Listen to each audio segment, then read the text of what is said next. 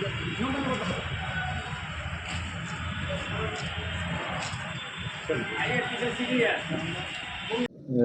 पास अपराधकर्मियों द्वारा एक जनप्रतिनिधि संजय कुमार चौधरी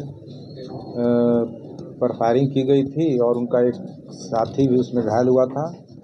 कोई इलाज के क्रम में संजय चौधरी की मृत्यु हो गई थी। बीच शहर में ये घटना हुई थी। हम लोगों ने भी इसे चुनौतीपूर्वक स्वीकार किया और जो 3 दिन के अंदर ही इसमें जो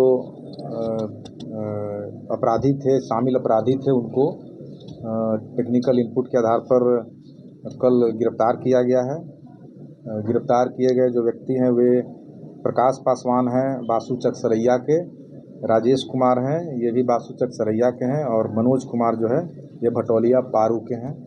इन लोगों ने कांड में अपनी संलिप्तता, उसका जो हम लोग रिकंस्ट्रक्शन किए सीन ऑफ क्राइम का, तो उन्होंने इस कांड में अपनी संलिप्तता स्वीकार किया है और इनके पास से अवैध देसी हथियार और मादक पदार्थ जो है बरामद हुआ है। और घटना में प्रयुक्त जो एक रेड कलर का जो अपाची बाइक था उसको भी हम लोगों ने बरामद किया है। कारण क्या था घटना का? ये जो अपराधी थे वो सुपारी लेकर, हाँ, ये जो पकड़े गए अपराधी तो सुपारी किलर है ये, और कॉन्ट्रैक्ट के आधार पर इनके द्वारा हत्या की गई है।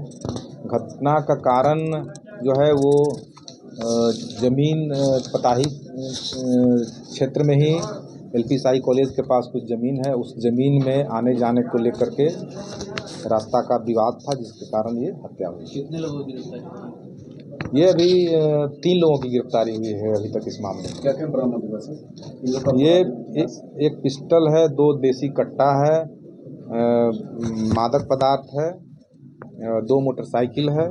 ये हम लोग अपराधियों के पास से बरामद किए। घटना में इसी हथियार का इस्तेमाल किया? जी। ये कोई लोग का आपराधिक इतिहास है? हाँ, एक जो व्यक्ति है उसका क्रिमिनल हिस्ट्री है, राजेश कुमार का क्रिमिनल हिस्ट्री है।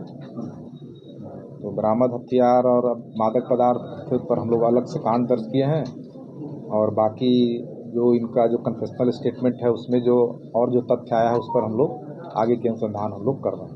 सभी लोगों की गिरफ्तारी होगी कि और भी कोई बचे? नहीं, अभी वही तो कहा कि स्वीकारोक्ति बयान में जो और कुछ नाम आए हैं, कुछ जो फैक्ट्स आया उसको हम लोग और सत्यापन करके और भी गिरफ्तारियां इसमें होगी। कॉन्ट्रैक्ट किलर की गिरफ्तारी? हाँ, कॉन्ट्रैक्ट किलर की गिरफ्तारी कहाँ से की गई?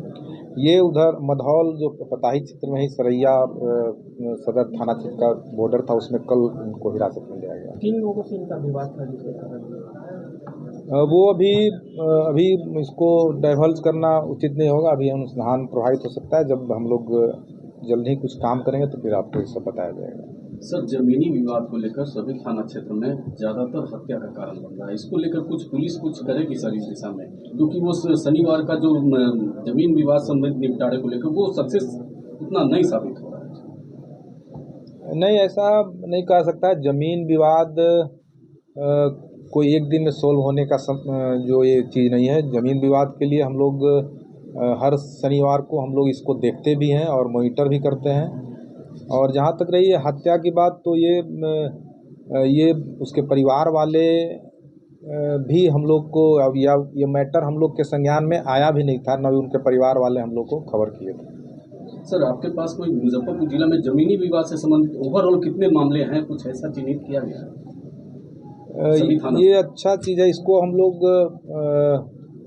एक बनाएंगे इसको कि आखिर कौन कौन सा ऐसा इम्पोर्टेंट ज़मीन से रिलेटेड मैटर है जो आगे चल के कोई गंभीर घटना का रूप ले सकता है। तो हम लोग ऐसे कुछ इम्पोर्टेंट जो हाई वैल्यू जो लैंड डिस्प्यूट्स है उसको हम लोग जल्द चिन्हित करेंगे।